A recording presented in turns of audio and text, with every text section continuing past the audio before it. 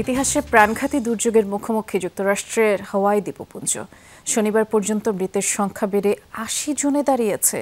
এখনও নিখোঁজ হাজারের কাছাকাছি বাসিন্দা।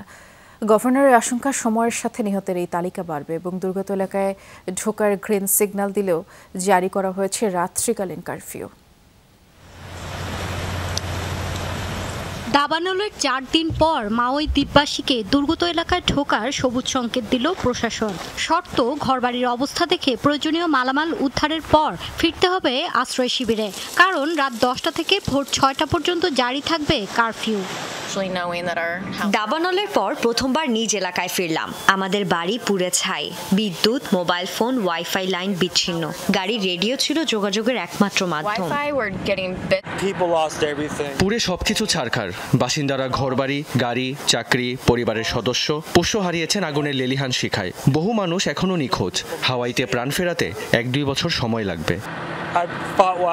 দাবানল অনেকটা নিয়ন্ত্রণে এলেও পুরোপুরি নেভেনি আগুনের শিখা।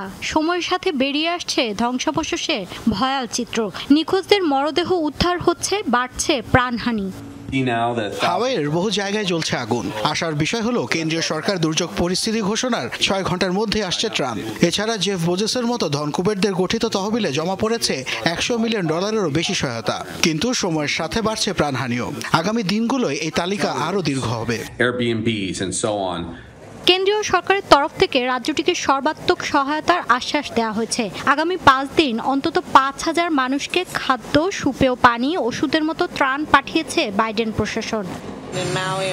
হাওয়াই ও মাউই দ্বীপের পরিস্থিতি নিবিড়ভাবে পর্যবেক্ষণ করছেন প্রেসিডেন্ট। এটা সত্যি হৃদয় বিদারক। জরুরি ভিত্তিতে কেন্দ্রীয় সহযোগিতা পৌঁছানোর বিষয়টি সমন্বয় করা হচ্ছে। হাওয়াই প্রশাসনের উপর পূর্ণ আস্থা রয়েছে। শিগগিরই তারা পরিস্থিতির নাগালে আনতে পারবেন। বহাল থাকবে সরকারি সমর্থন।